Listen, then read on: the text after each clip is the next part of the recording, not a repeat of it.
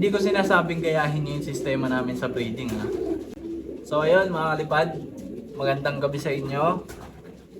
Kakatapos lang natin magsubo sa mga inakay natin. Yan. May nag-request sa atin ng video. Paano daw ba ginagawa nating procedure sa breeding? O kaya bago natin isalang. Paano ba? Siyempre una is mahanap tayo ng mga bloodline na isasalang natin. Tapos pagka nakahanap tayo, kukondisyon natin yung mga yan. Siyempre, binibigyan rin natin ng mga vitamins bago natin isalang. Yan. Ano ba yung binibigay natin vitamins? Isa lang binibigay natin vitamins, kalipad. Big three pills lang binibigay natin. So, kailangan kasi, bago kayo mag-breed, dapat kondisyon na kondisyon yung mga magulang nung magiging inakay. Kasi syempre, di ba? Pag kondisyon na kondisyon yung magulang nun o yung mga breeder nyo, possible maglabas ng magandang resulta. Bale, ay naman, ano ba yung sistema natin? Habang during breeding kasi mga kalipad, wala tayong masyadong pinapatake sa kanila. Ang tinitake lang nila is yung tubig lang, yung sistema lang natin sa tubig. Ano ba yung sistema natin sa tubig? Ayan. Isang buong linggo, sasabihin ko sa inyo yung sistema natin sa tubig. Pero tuwing umaga lang natin binibigyan ng tubig na may halo yung mga ibon natin kalipad. Bale sa Lunes, binibigyan natin sila ng bawang na may pinakuluang oregano. Yon. Sa Tuesday naman is binibigyan natin sila ng honey. Sa Wednesday naman binibigyan natin sila ng glucose. Tapos pagsapit ng Thursday,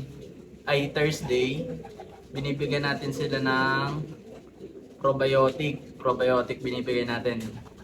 Tapos Friday, binibigyan natin sila ng BS powder. Tapos sa Sabado, probiotic ulit. Tapos sa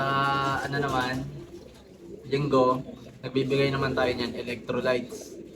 Ayun lang, tuwing umaga lang natin binibigay yun mga kalipad. Bale, pagsapit ng hapon, plain water na lang yung binibigay natin sa mga ibon natin. Lahat yun. Yung sistema ng tubig na yun, buong loaf damay doon sa tubig na yun. Umaga at hapon lang. Tapos, syempre, breeding na. Sabihin natin napisa na yung itlog. Napisa na yung itlog, dyan na nagsisimula yung medyo matrabahong pag-aalaga. Mangyayari kasi niyan kalipad, after 6 days ng pagkapisa, lagi nagsisimula na tayo magbigay sa inakay ng victory pills. Pagka hanggang isang buwan nila yun, parang for 25 days nagbibigay tayo ng victory pill sa mga inakay. Yan. Tapos syempre after ng 25 days na yun, isang buwan na sila. Ano na yun mga kalipad, parang gagawin na natin doon is papaliguan naman natin sila. Pagtapos natin paliguan,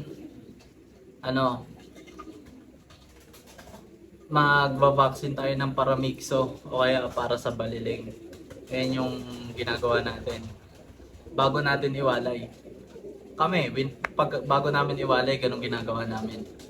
Kayo, kung gusto nyo naman, injectionan nyo na o kaya huwag nyo muna iwalay. Gusto nyo, magantay pa kayo ng 1 linggo. Pero kami, after namin mag-vaccine, binawalay na namin. Yan, ganyan yung sistema namin. Napakasimple lang ng sistema namin sa breeding mga kalipad. Hindi ko sinasabing gayahin nyo yung sistema namin sa breeding ha. Shoutout nga pala sa nag-request na itong video na to. Ayan, idol, shoutout sa'yo. Ito na yung video na nire-request mo tungkol sa breeding system natin. Yan. Hindi ko sinasabing gayahin nyo yung breeding system namin. Maaaring maging hiyang kayo sa sistema namin, maaari ring hindi. Pero nasa inyo yung kalipad kung gusto nyo sundan yung sistema namin o kaya hindi. Hindi naman namin kayo pinipilit. Bale, nagsishare lang kami ng progress dito sa breeding. Tapos, kayo na bahala kung gusto nyo sundin. Yan, sana may natutunan kayo mga kalipad. Peace out. Magandang gabi ulit.